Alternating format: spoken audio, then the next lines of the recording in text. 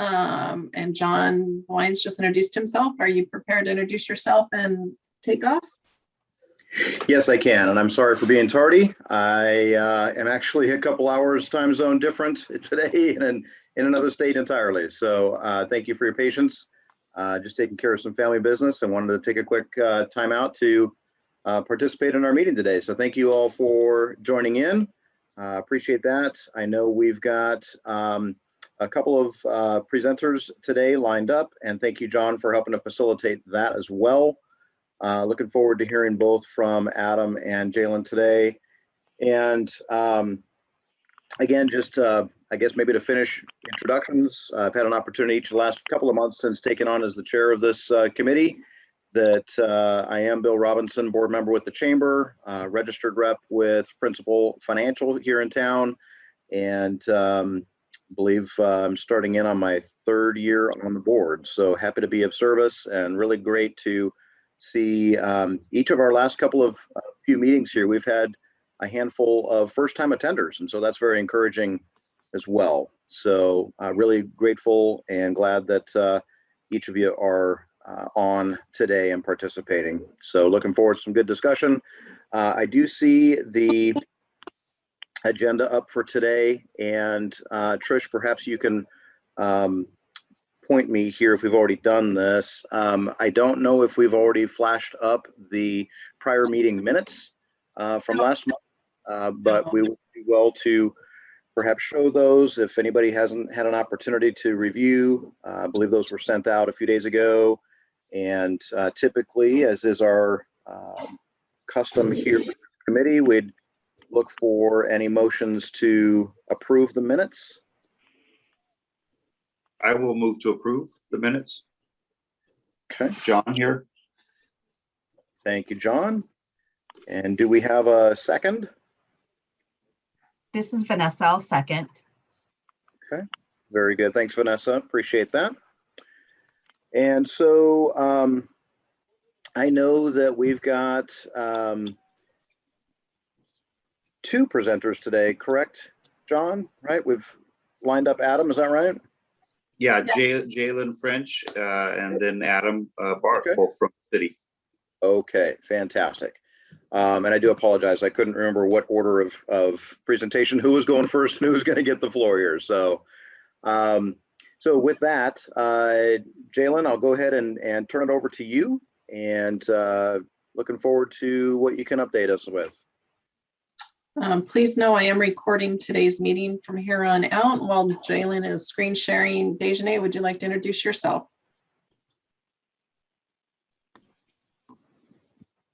Ooh, screen shifted on me. College. Can you hear me? Oh, there, you just popped in. Go ahead and introduce yourself again. Sorry that I don't have my screen up. I'm having a little bit of bandwidth issues right now. I'm Dejanay Shelton, and I'm the Career Services Director for Modesto Junior College, and I also serve on the Modesto Chamber Board. Thank you. And Terry, would you like to introduce yourself real quick? And then Jalen, off to you. My name is Terry Johnson. I'm the Labor and Industry Chair for the Modesto Stanislaus NAACP. Thank you. Okay, Jalen, you're good to go. All right. Thank you all. Welcome and appreciate the opportunity to speak before the Chamber EDC. We always like being before and sharing information with various groups within the Chamber, especially on a topic that has been of interest for so long for the Chamber in regards to the general plan. I'd like to thank John and Bill for their help coordinating and teaming me with Adam and talking about some of the cool things that are happening in transit. So as mentioned, assuming I can scroll through the slides here. There we go. Want to go over much of this group is familiar with what a general plan is. Some are not. I think a refresher is always warranted. We won't spend too much time on that. and then really get into some of the background, kind of how we got here, why we got here, and then talk about the next steps. And then, time permitting, we'll talk about some of the economic development happenings within the city. So a general plan is really the broadest scale plan that a city undertakes, and it encompasses nearly everything that we do. But before that, you know, especially in a city like Modesto, we're at a bit of a crossroads. We're a mature city, been around for 150 years. We're not an especially big city. But we're not a small city anymore either. And there are some forces in the community, you know, different people in positions of power and other community members. You know, there's these competing forces, really, that some want to see us maintain and be a small community with that small town feel, and others want to see us become a larger metropolitan area with the amenities that you would expect to see in a larger city. And so general plans can help kind of provide that vision, that North Star for decision makers, you know, groups, organizations, that we can base our decisions on to move towards that vision. So we're not kind of stepping side to side, but we're actually moving forward. So as mentioned here, you know, the general plan is really the guidebook for development and growth. What does that look like? You know, in smaller cities and medium-sized cities, in cities near freeways, in cities with natural amenities, the development and growth is going to look different. And so it's unique to Modesto what our guidebook looks like. And it's really based on input, direction, not only from decision makers, but from the general public. You know, and some people confuse this. It's not the development itself. It really is that 30,000-foot vision. It's why it's called the general plan. We then have specific plans and smaller, you know, development projects that help to implement the general plan. And it covers land within the city limits and land outside of the city boundaries, called the sphere of influence or other terms. And so we're looking at not only what's within our city and existing, but where we may grow into the future. So this is one element of the general plan. This is the land use diagram. This is most synonymous with what a general plan is. And this talks about the land uses. This is the current, I guess, land use diagram. You will see it's color coded. There's different lines that express where the city limits are, the sphere of influence are, the kind of area we expect to grow into over time. And then you'll notice the colors. So the colors represent land uses. The yellow is residential. It's your lowest density residential. It's, you know, what is the predominant land use in the city, as you can see. The various oranges and reds are either higher density residential, apartments, and those types of things, and then commercial. And so this is, again, one piece. There's also policies and programs and goals that highlight some of the direction that we're planning to take outside of land use. But land use is a major issue, and the boundaries are the two major issues within the general plan, primarily, that people think of. You know, and maybe I'll just back up. So, you know, one of the things that we've dealt with is there are a few unanswered questions within the city, and you know, some of them are unpopular topics, and we're not here to talk about that. But you think of Salida and Wood Colony and the Beard Industrial Tract. You know, these areas of potential growth or areas that are in the county currently are things that we must consider when we think about Modesto. You can see on this map that riverbank boundaries are basically abutting city of Modesto boundaries. To the south, Ceres boundaries are abutting and directly adjacent to Modesto boundaries. You know, and something that I like to say, if you were SimCitying Modesto, you would grow concentrically around the downtown and then likely around the SR 99, which is your major transportation corridor. That's just, you know, some planning precepts. But that brings some issues to direct conflict with residents and others in Wood Colony and Salida that have, you know, some ideas on how they would like to grow and what part of Modesto they would like to be in. So there's a lot of, you know, unanswered questions, many more that I haven't discussed now, that all get folded into this process we call the general plan, that gives us guidance. You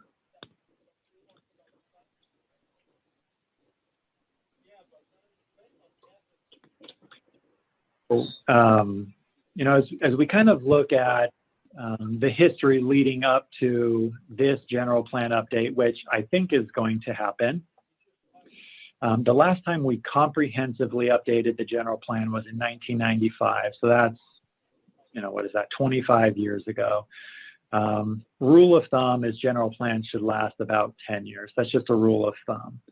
But it has been some time since we have adjusted or even earnestly looked at the city's boundaries. Now, 8 years ago, almost 9 now, we did start to undertake a relatively major amendment. It wasn't an update to the general plan. It was an amendment.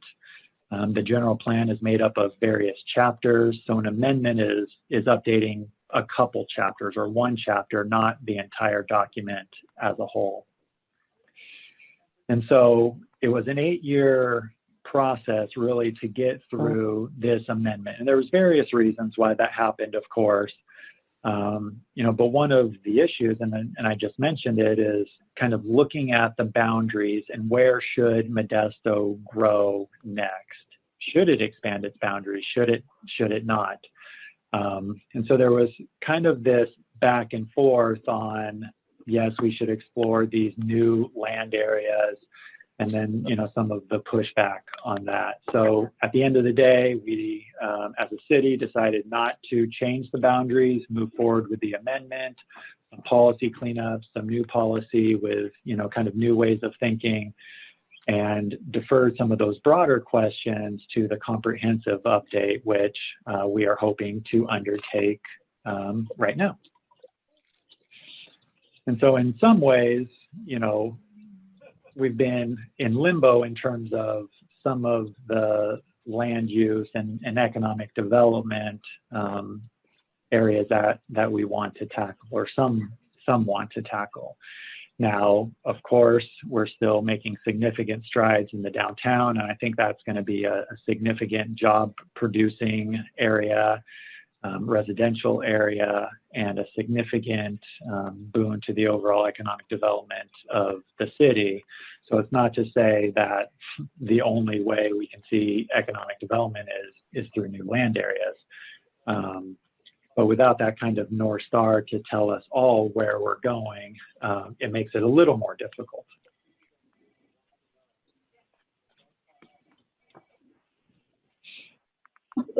So we hope that the general plan, you know, kind of the vision, the general plan, and I touched on many of these, will help improve the economy through redevelopment, especially along major corridors.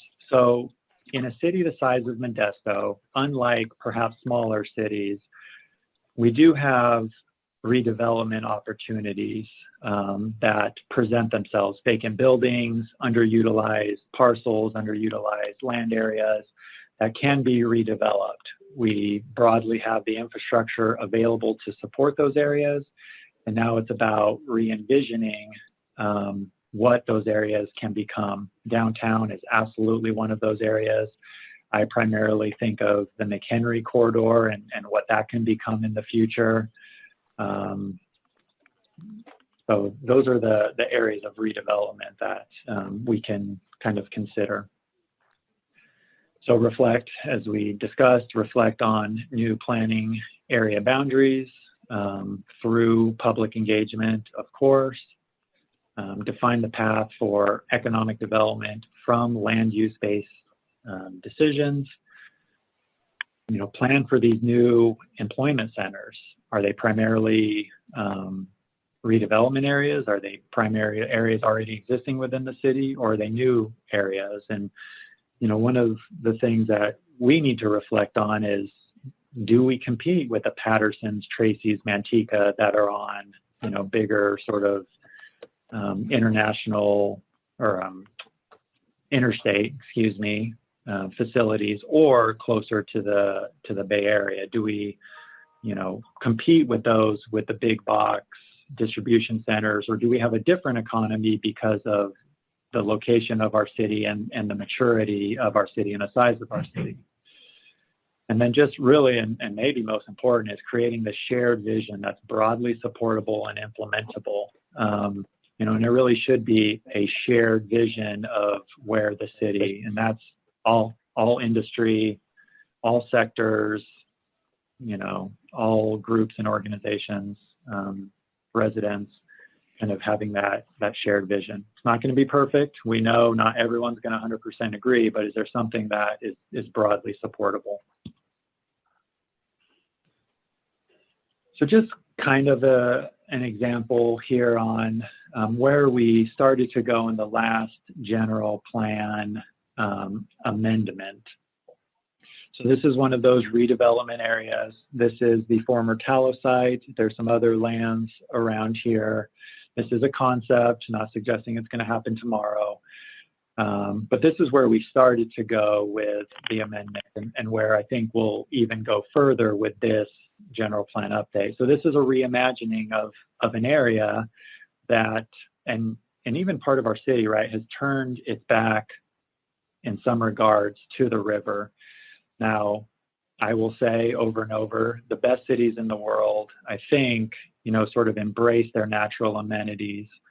And so this is a reimagining of an area along the river here that kind of embraces the river, and you can see this green kind of park, open space area that overlooks the river, with residential development in between Crow's Landing here and some commercial or perhaps mixed use development here. And so these are, you know, kind of the areas that we can take the general plan. Here's another one. This is the Long's Drugs building, and perhaps everyone has now read an article about what this may become. But this is where we as a city generally wanted to go with these types of underutilized or vacant parcels. So this is showing a largely residential use here on McHenry, which makes some sense if you think about it. You have the transportation corridor. It's relatively adjacent to downtown, excuse me. You have all kinds of food and other services in close proximity.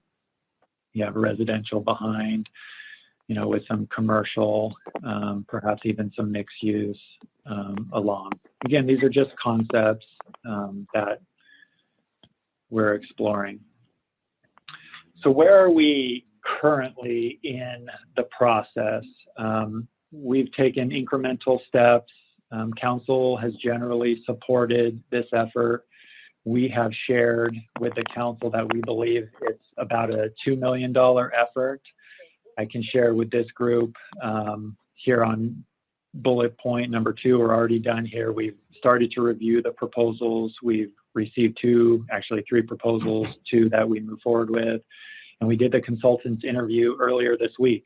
Good news is that the estimates came in below what we expected, moderately below, so that is good news, and perhaps more palatable for the council to move forward.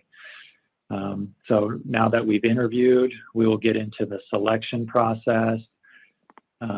define the scope and the actual budget for the effort, and then seek council authorization here in the next couple of months. And once the consultant is on board, we will kick off the process. It'll start, as it always does, with public engagement, really kind of the visioning, the background information that you need to assess where you're going. And so that'll be a very robust community engagement process. I like to use engagement versus outreach or input because we really want this to be an iterative process where there's frequent and consistent and sort of continual engagement and input from the public. So once we get kind of that background information complete, then we'll start getting into the actual preparing of the document. We're calling it the General Plan Update 2050. That's how far into the future it'll look out, about 30 years. Again, we expect that to take, perhaps 2-3 years total.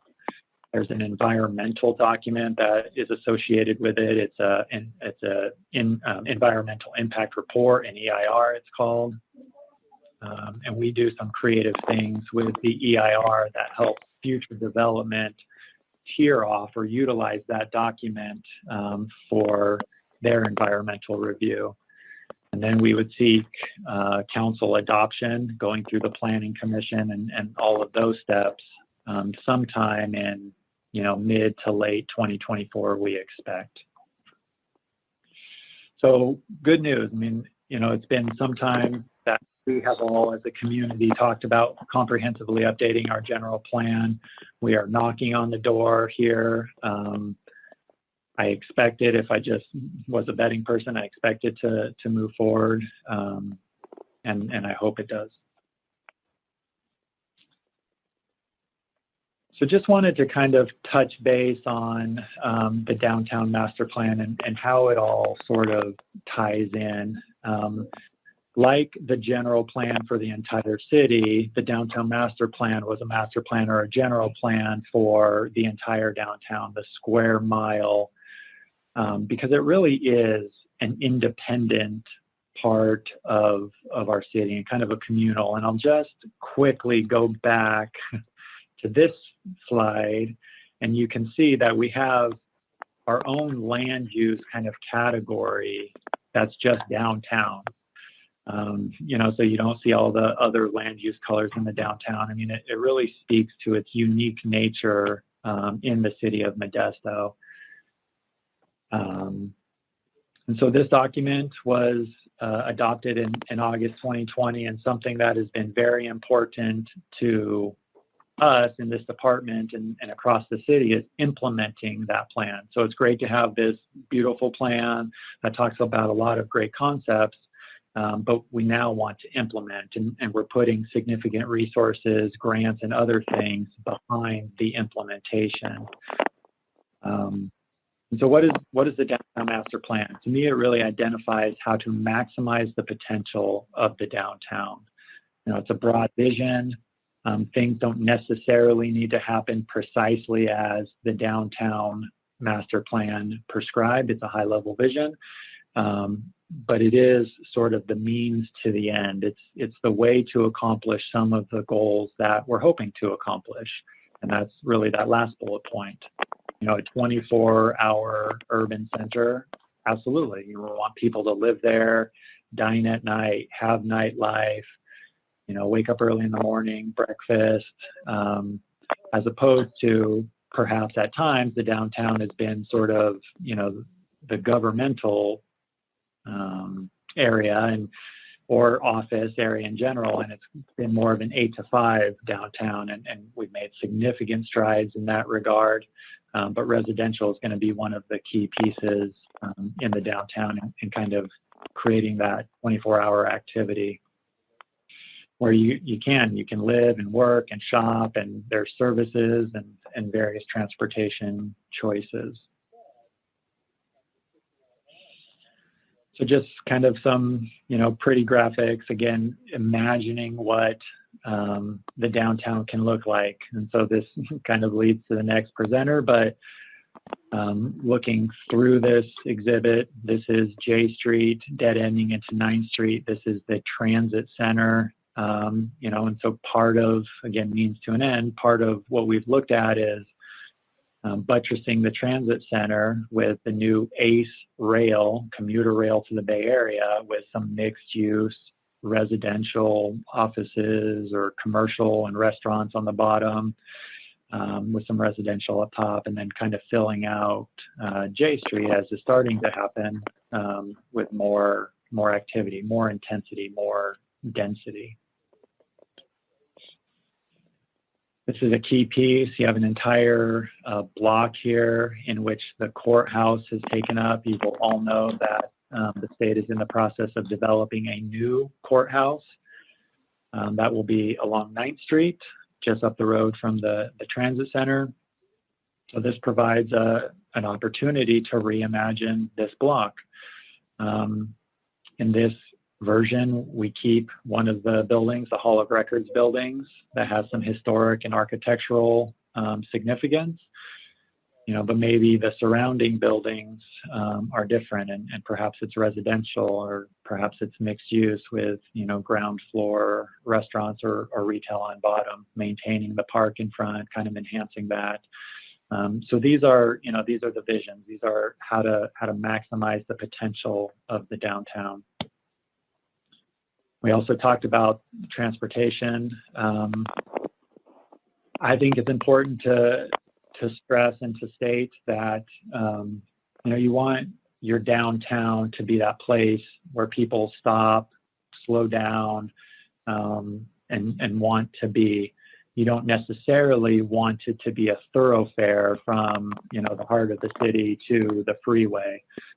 You know, so we have some one-way roads. We have, you know, some major corridors that have predominantly acted as thoroughfares. And so one of the things we addressed is how to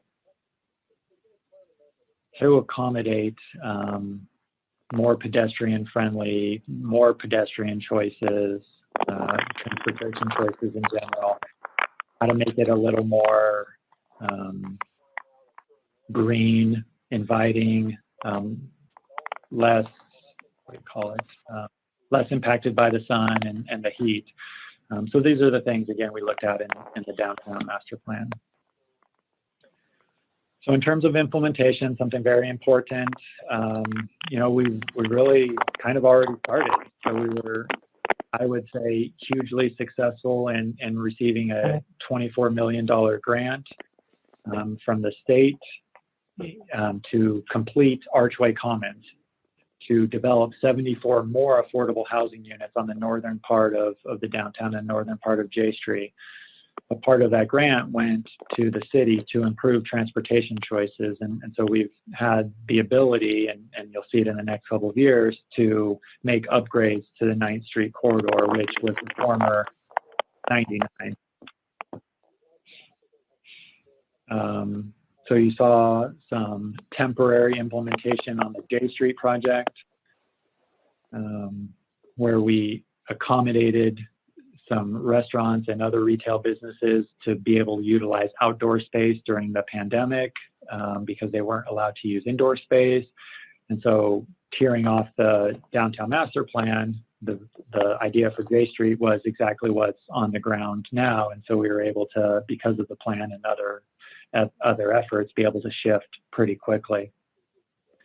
So I mentioned, and I won't belabor them too much, but we have a couple grants that are planning related, predominantly housing related, LEAP, they're called, and SB2. And we'll be taking a deeper dive into some of the components of the downtown master plan to really implement some elements of the downtown master plan. And then off the presses, you know, kind of new, we're considering using some stimulus funds. As you are well aware, the city is receiving $47.3 million as part of the stimulus package. Some of that, of course, will go to all the lost revenue and overhead and other things that we've had to take on because of COVID, but some of it will go into the community. And so carrying off the downtown master plan, we'll start to implement some of the things that are called for in the downtown using that money. So just real brief on economic development. I think, generally things are going relatively well. Of course, there's always room for improvement. And, to that end, we're looking at things like, an economic development strategic plan where we can kind of reset and kind of present our own North Star in terms of where we're going in economic development. And along that same line, kind of a deeper dive into the master plan is a strategic plan, and kind of figure out how to implement, again, some of the things that were called for in that plan. We're looking at a new economic development website.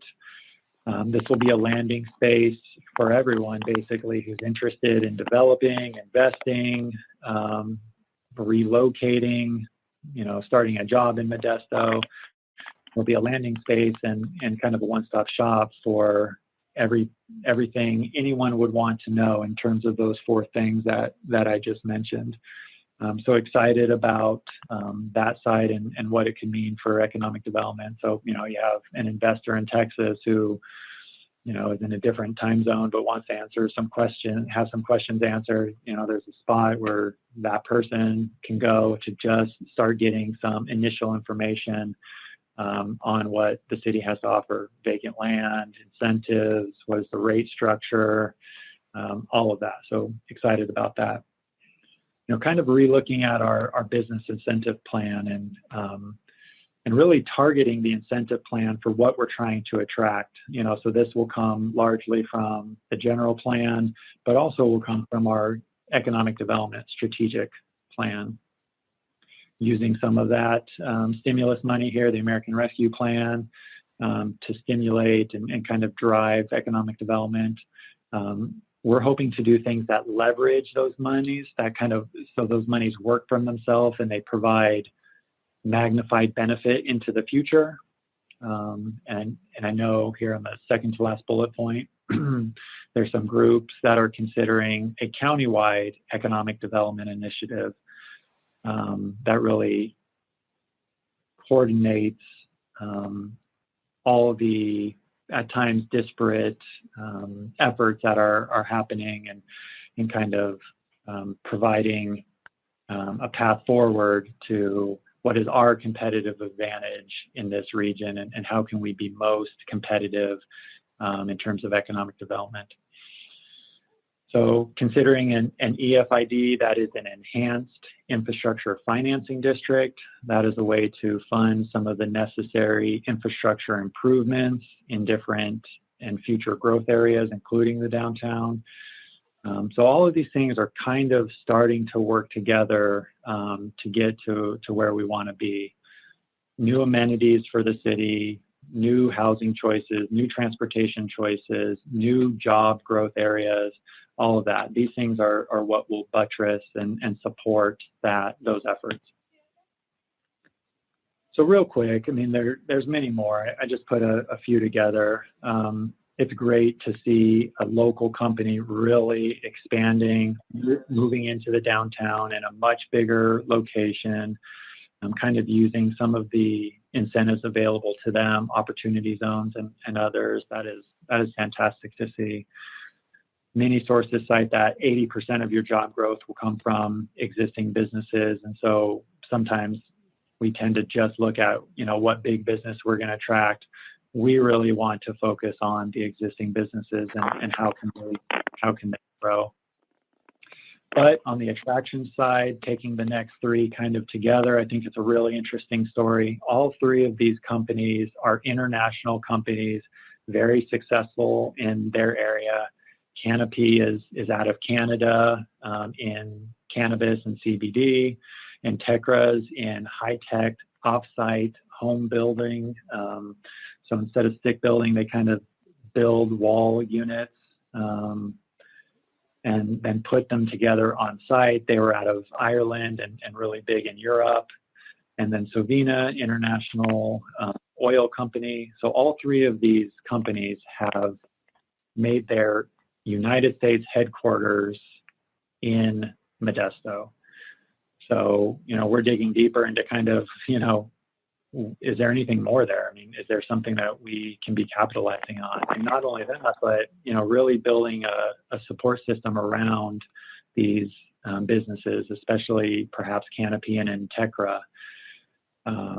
So this is all good news. Dave & Buster's, new popular brand in Modesto in the mall. I mean, these are the things that I think we'll start to see more and more frequently moving forward because of some of the building blocks that we already have. And it'll only be furthered by the general plan update and the implementation of the downtown master plan. So with that, I think I'm good on time, although I might have went a little long. Well, we have plenty of time still. So most everyone is muted. So if you have a question, feel free to unmute yourself and offer it to Jalen. So Jalen, I have a few questions. I'll ask one and then allow others to chime in before I ask my second. In your very opening remarks, you said something that struck me as funny. You talked about the general plan, and then you said, I think it's going to happen. Could you clarify, I think it's going to happen as opposed to it's happening? Sure. Yes, absolutely. It's still a major undertaking, right? It's a $2 million effort. Councils in the past and this council and cities have different priorities from time to time. And so there's still a possibility that it doesn't happen. And so I don't think I'm speaking out of turn, but I don't want to sit here and say it's going to happen and then, it doesn't. All right. And then my second question, and I think Craig's on the call. I'm probably beating him into the punch here, but one of the things over the years, even before you were in this role, I mean, back 8 years when I started on the EDC, the one thing that's always been the case is that there's this feeling that Modesto, because of the lack of industrial space or business park space, has lost out on things as Patterson has exploded, as Turlock has exploded and major companies coming. Modesto Bee just ran an article, that looks like maybe an Amazon facility, 1,000 job facility is going to be built in Turlock.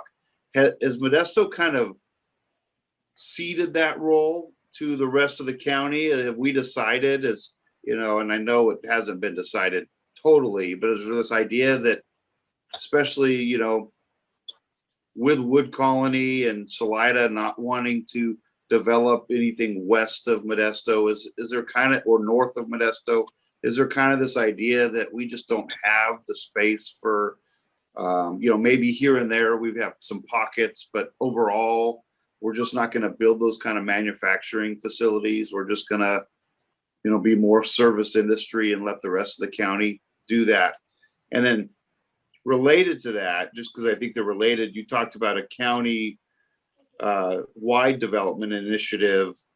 And so kind of with that as well, is that kind of other people's thinking in the county that you're hearing that like we're going to leave industrial and manufacturing, Beard Land's full almost. We're going to leave that to Turlock and to Patterson and other places. Yeah, there's so much in that question, and I'm really looking forward to the general plan update process and this iterative and public engagement.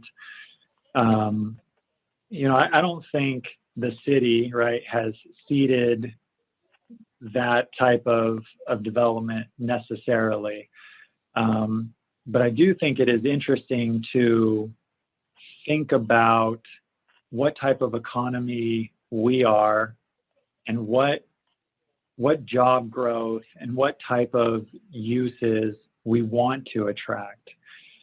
Now, I headed off this question a little bit in some of my remarks. Patterson, Tracy, they have set themselves up in a different way, and they're just a different city, right? Patterson is 20,000 population. We're 215,000. 215,000. Tracy is on 580. But in the general plan, we will explore those exact type of questions. What type of economy are we? Where are we going as a city? And I see some shaking heads, and that's fine. I mean, I'm not suggesting anything. I'm saying these are the questions that we will address in the general plan. I will have my opinions, and I will say that those enormous big boxes that have perhaps hundreds of jobs now, what do those jobs look like in 10, 15 years when more things are automation? And they are kind of a sexy thing, Amazon, right? It gets written up in the paper. We're absolutely going for those, of course. But when we talk about the city, sometimes it's a council, sometimes it's staff, sometimes it's a community. And we've had community discussions about where we're going to grow, and we haven't quite got to the end of the line on what that looks like. There hasn't been consensus. So it's a conversation that we will continue to have. And I appreciate that question. It will be at core, it will absolutely be at core, one of the cores to the general plan update. Jalen, I have a question for you. I know that our one of the big focuses is on the downtown area in Modesto. You've also talked about housing around, going to go on some of the outskirts, but a big concern of mine, and I think a lot of the Modesto community is affordable housing. I can speak personally because I got a 60-day notice last week. So I have a real estate agent trying to find me another condo now.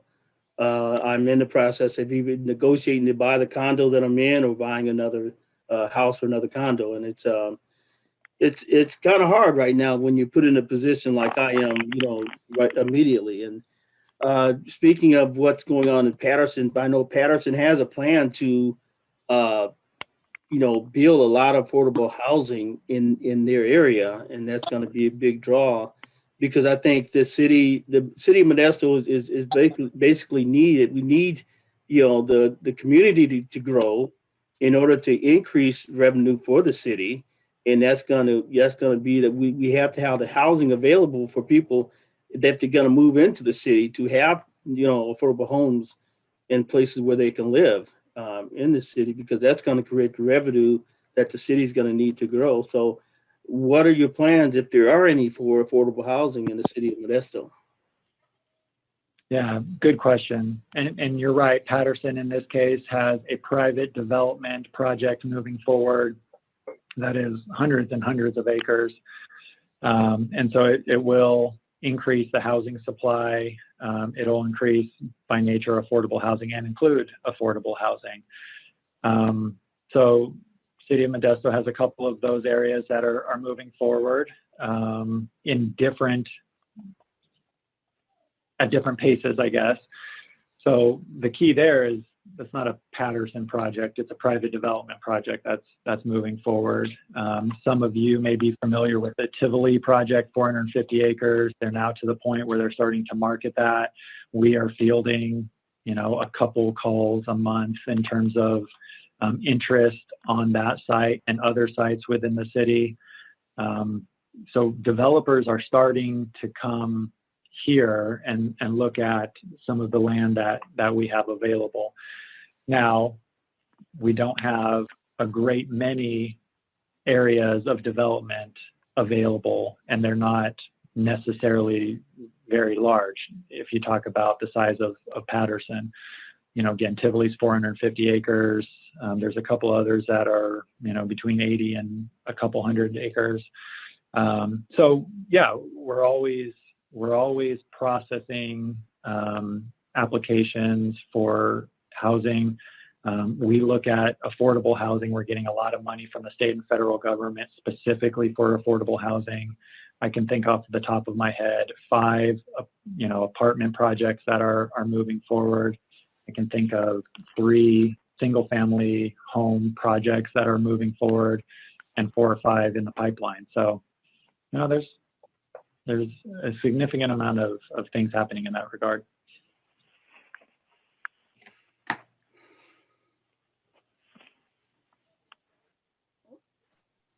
Craig, go ahead, but you're muted. You have to unmute. Craig, there you go. There you Thank go. you, Jalen. It's always good to hear from you.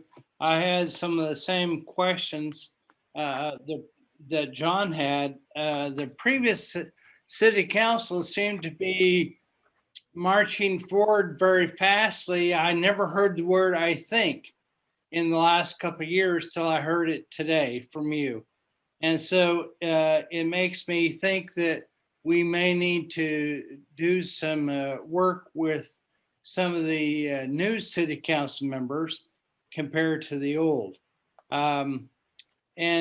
John took both thoughts away from me in regards to industrial land. But let me focus on a couple questions and things.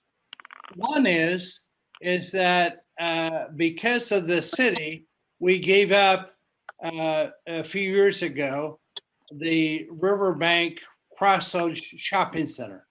That could have been at Floyd and Oakdale, and because the city wasn't prepared or willing to provide or charge way too much for transportation infrastructure, they moved to Riverbank. And not only have they built out a very successful center, but now they're going to the west. So we've lost a lot of the east side of Modesto retail because of lack of planning. And that's more a comment rather than a question. My question is that you mentioned, and it's so true, that the planning and for our job centers and for our industrial jobs, let alone retail jobs, need to be on transportation corridors.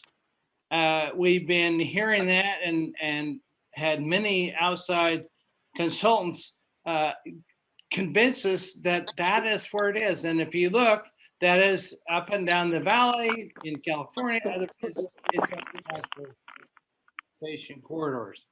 We have a new transportation corridor being developed right now called 132. And I have heard nothing that you have any kind of plans. You have lots of plans about downtown, which really won't bring jobs.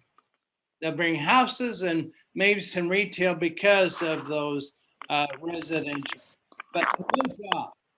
And we have a transportation corridor that's developing right in front of our very eyes on 132, and we're still thinking about whether we're going to have a comprehensive general plan.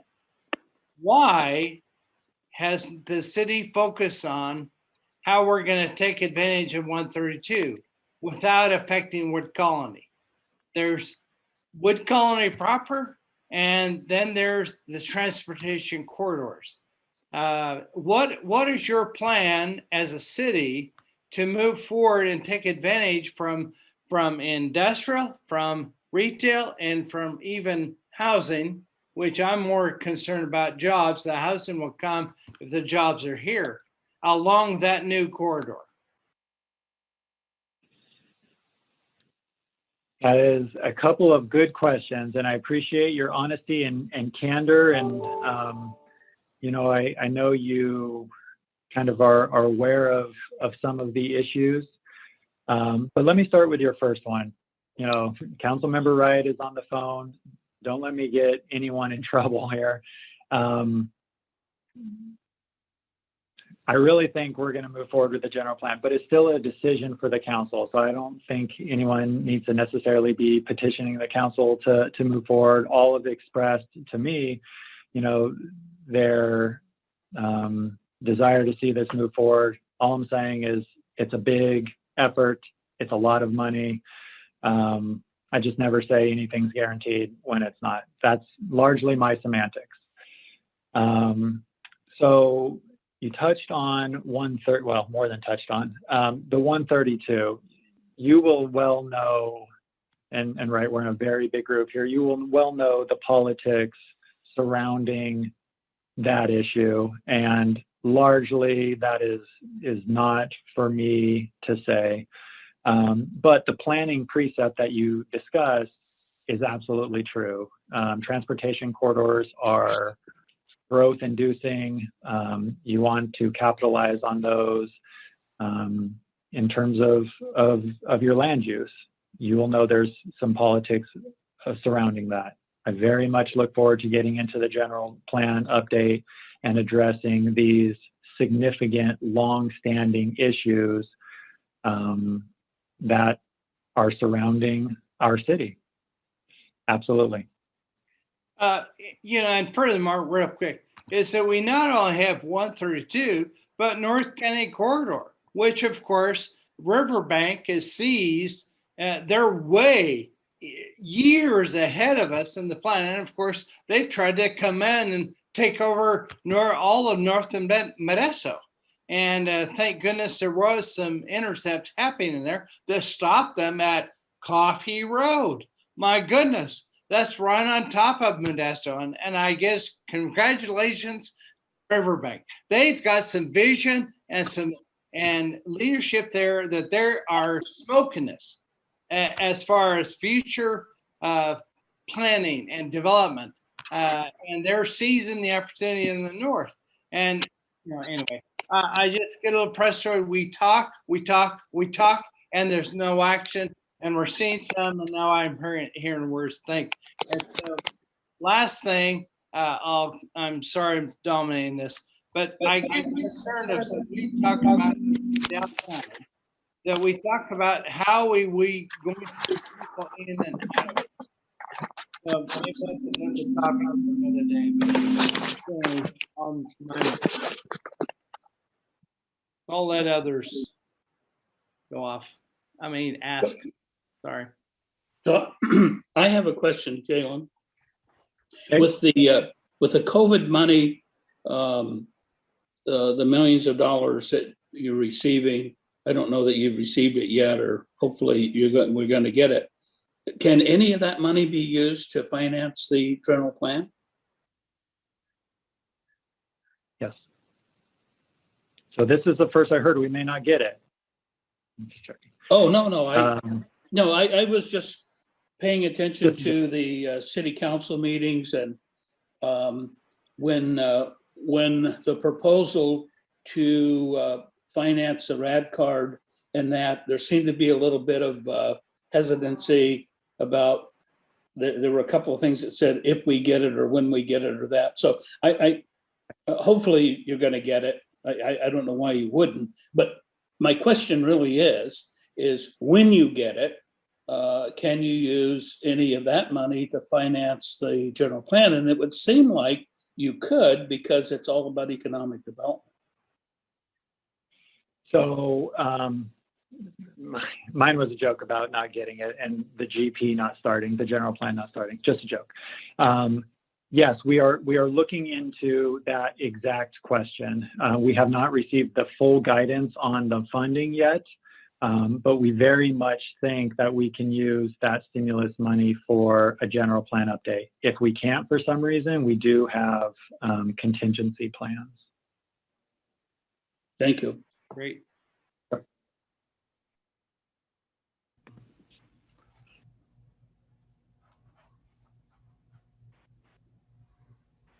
So Trish? Yes, sir. Hello?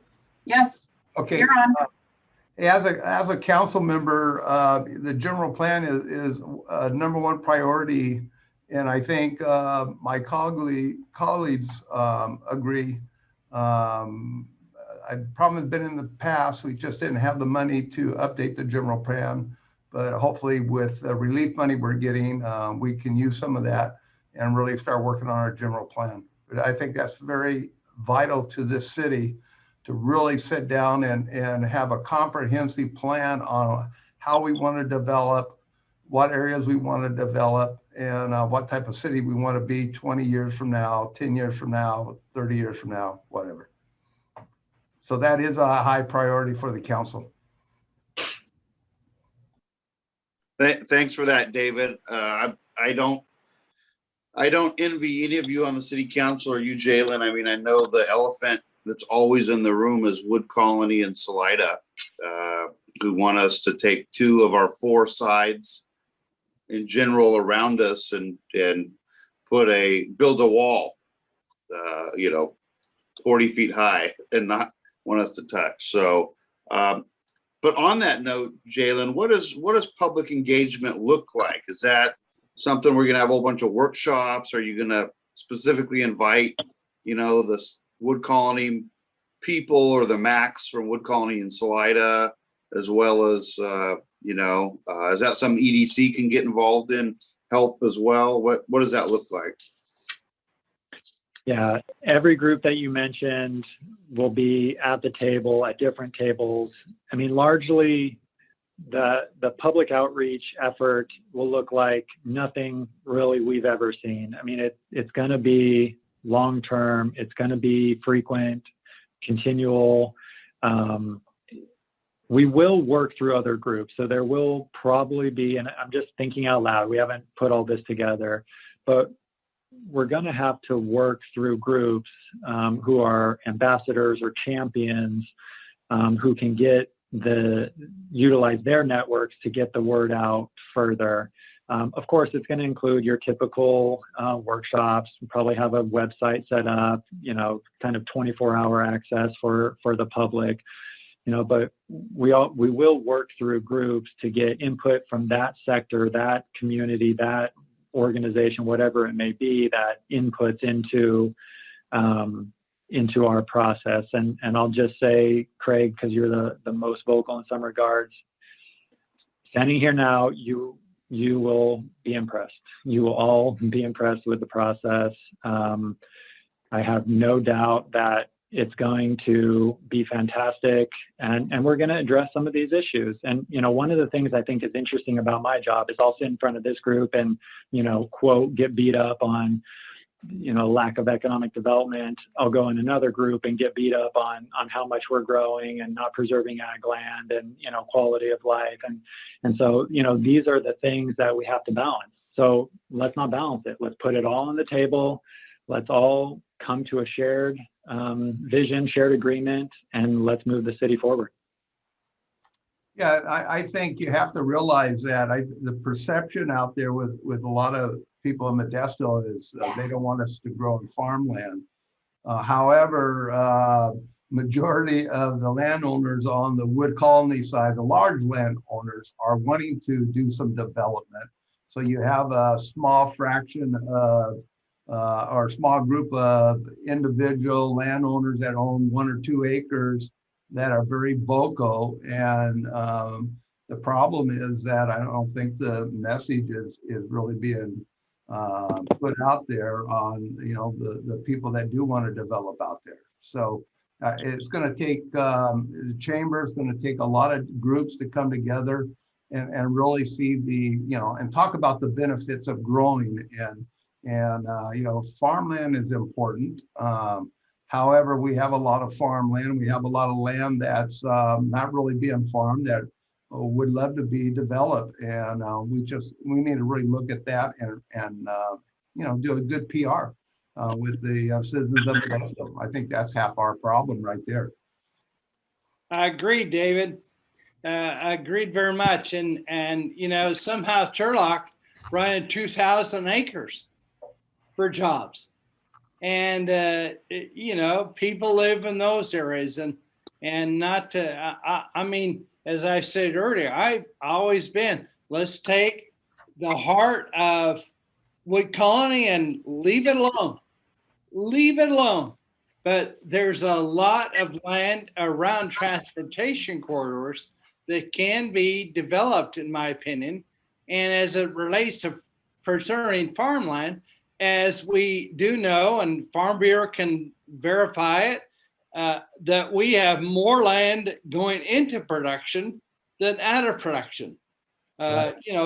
15 years ago, I'd drive up and down Highway 5 and the west side of the valley, not see anything except barren land almost, or cattle. And today there's orchards and vineyards, and watering has changed the dynamics of farmland and where it can grow. And anyway, that the PR side of it, I agree with you, and education is the other part. And that's how we got the transportation tax passed. Was when we finally had an education process that took us a few years, granted. Right. And I think Jalen would agree with me, but another part of that is we want to be a city that people want to come and spend their money at. We want to be a city where we have the greatest restaurants. We have a Gallo Center. We have American Graffiti weekends. We've got a graffiti museum, and we want to be a tourist city too, because that can bring in a lot of revenue. We have Tuolumne River is one of the jewels of our area that is underdeveloped, and would like to see there's a master plan for that. There's a master plan to have 70 RV spots there by the airport, so people can come here for the weekend and camp along the river. Have air shows coming into Modesto, so we can promote the Modesto area. So there's a lot of great things that a lot of us on the council want to see done. A lot of our problem is we just don't have the money, and that's something we got to look at and see. Okay, what's our priorities, and put our money towards the priorities that will help us generate more money. I'm a kind of guy that likes to spend money where I know it's going to turn around and produce revenue back into our coffers, and so that we can do more things for the city. That's really very well said, David. I'm going to jump in here. Again, this is Bill. Just wanted to thank those of you that had questions and comments. And Jalen, thank you for fielding those to the degree that you can. And I do greatly appreciate that. I want to make sure that we do have some time to transition over to Adam to hear his presentation as well. And I also have an opportunity to field questions.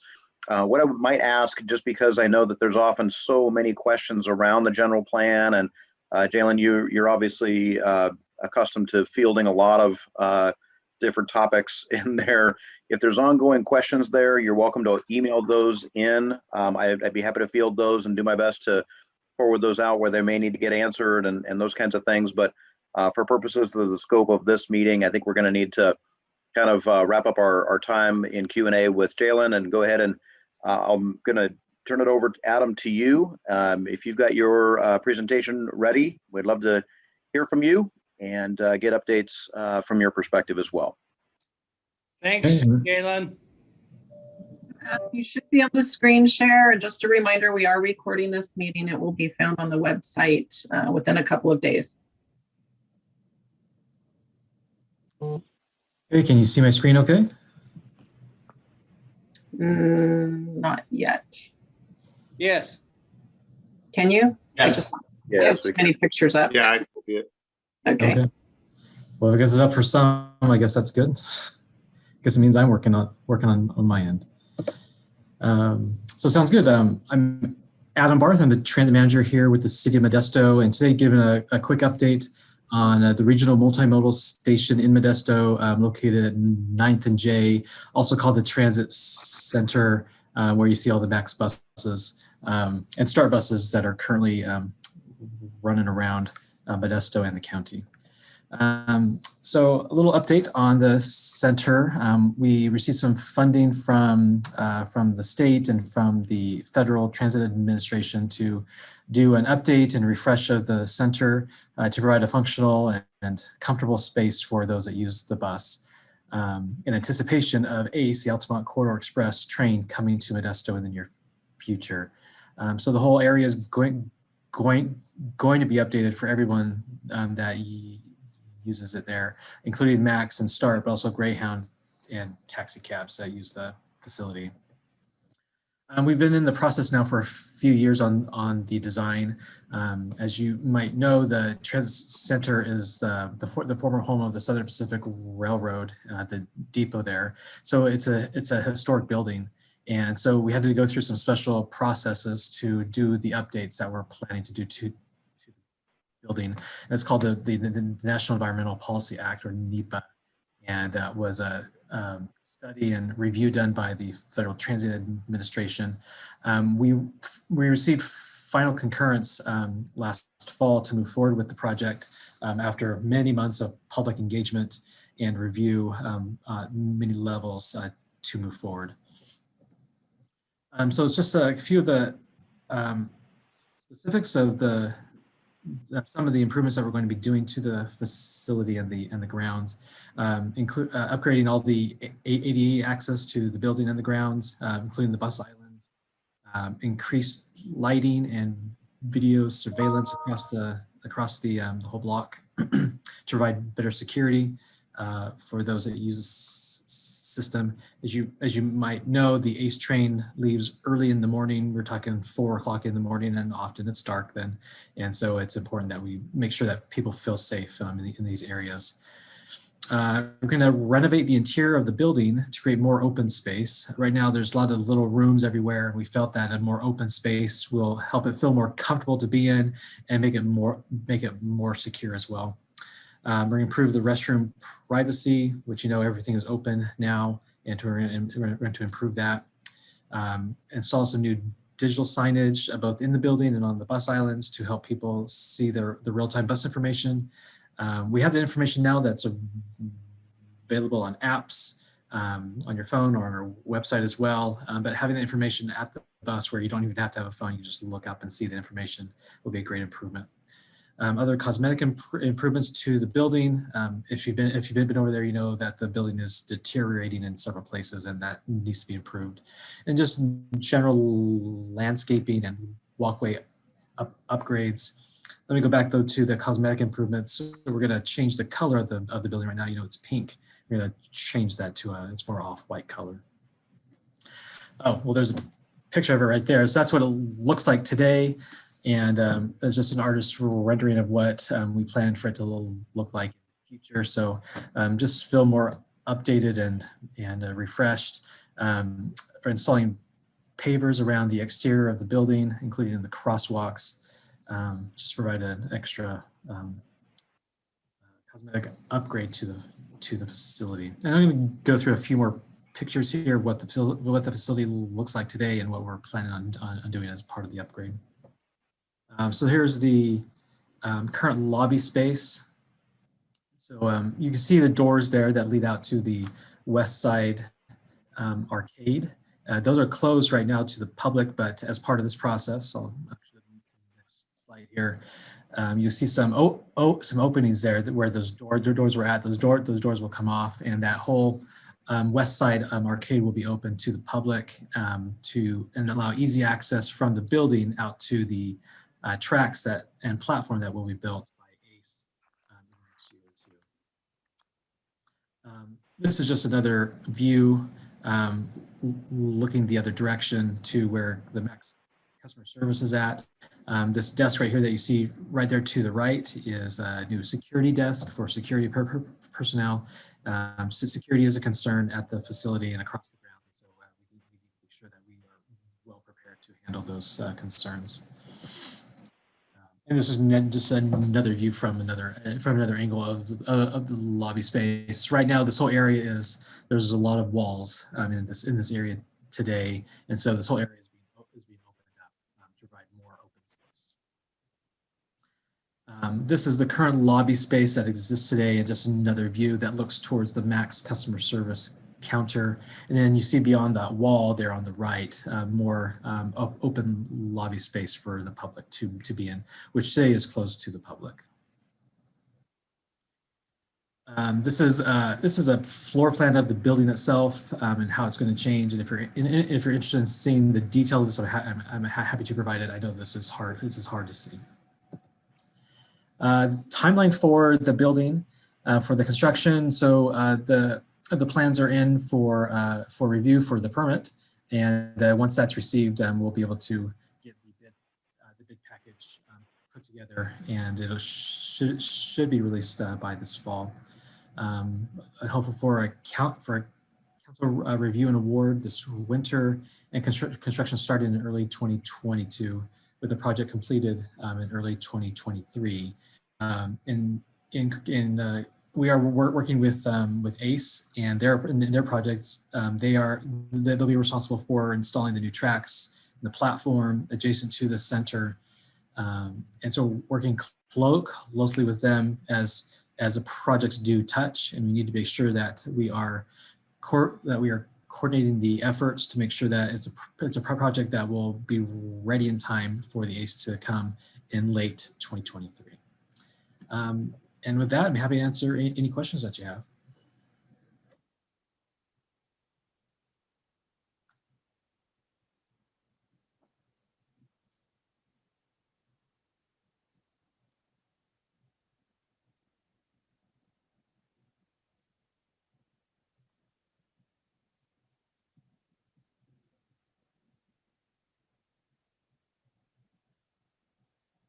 Can't wait. Me too.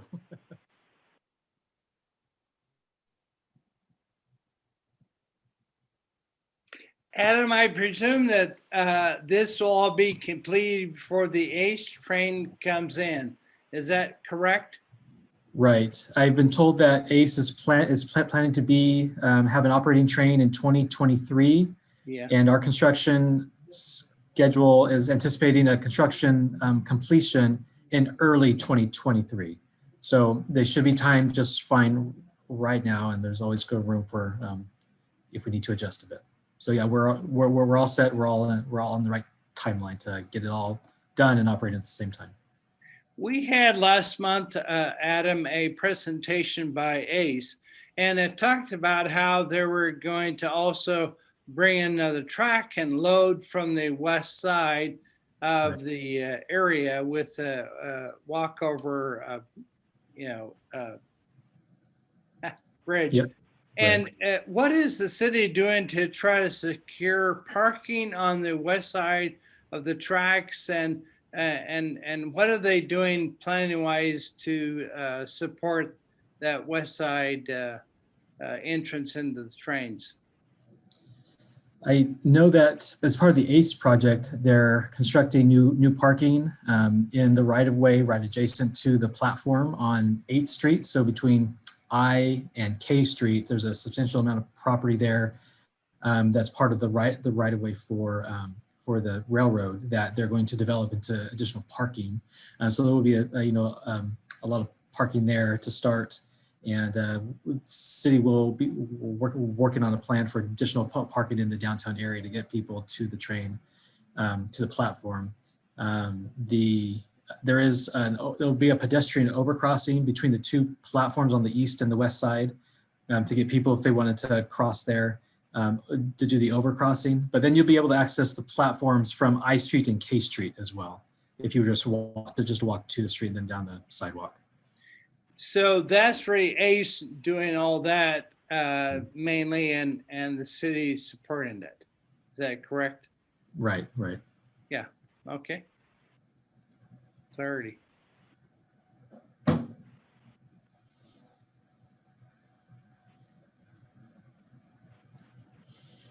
Adam, thank you for providing clarification on the integration between the city and the ACE coming into the area. I appreciate that kind of true up on that time frame there. And great question, Craig, about the parking as well. I don't know perhaps if there's any other questions for Adam. I do appreciate your presentation. Welcome. Thank you, Adam. Thanks. Fantastic. And so perhaps if that, not hearing any other questions for Adam at this time, if there are any other general announcements for the good of the group, we have just a moment, we can take those. And I know we're coming close to the end of our time here. Trish, you had our agenda up just a moment ago. If you can share that again, I'll just remind folks of our upcoming speakers as well in next month. So our next meeting will be on the 2nd of June. We will plan to still have that virtually, and looking forward to presentation from both Craig Lewis and Marty Hypeworth as well. So there'll definitely be a real estate focus on next month's conversation. So looking forward to both of those presentations. You may want to encourage folks to attend that have an interest in that topic in our city and regionally, and it'd be great to have a strong participation in next month's meeting as well, as we have had in today's. Frankly, not surprising that we would have strong attendance on a day when we're discussing the general plan and those portions related to economic development. So I do appreciate everybody's participation today. And that's what we can look forward to next month on the 2nd of June, 11:30. We'll send out meeting info about that in the coming few days or weeks here so that folks can participate. And we'll look forward to seeing you back then. So, question, when do we anticipate having in-person meetings? Certainly not before the governor has opened up the state outright, and I'm in the process of, waiting for new tables and chairs to come into the chamber conference room, which is probably a month out. So July. That sounds like something coming from Fauci. So somewhere around July. Very good, Trish. Thank you. So we can celebrate July 4th at the chamber. Sure. Thank you. You're welcome. Yeah, Bill, I'd just like to announce, remind everyone on the 21st of this month, Friday, GRC Government Relations Council. If you've never been, the mayor, new mayor, Sue Zwellen will be there. And so I'd encourage all of you to attend and hear what she has to say, share her vision of priorities and plan for the city and what they're working on. So. Very good point, John. Thank you very much for that. One other question, Bill. I wanted to ask Jalen before he got off, and that is, do I have heard any new dates on the courthouse? Yes, I expect them to go out to bid for the construction project probably in late June or July. And so sometime in the fall, they'll conclude that process and probably get under construction. So let's say it starts late 2021 construction, 3-year construction window. They expect to be complete late 2024. Okay, great. Thank you. Also, I would just add to both Jalen and Adam, you've both provided content to Progress before, and I just kind of like to remind you that as things come up, if you want to get them out to the chamber membership, just to let Trish know. They're always looking for articles and content and updates and things like that. So. Awesome. Thank you. You're welcome. Thanks, John. That's a good appropriate reminder as well. Thank you, everyone.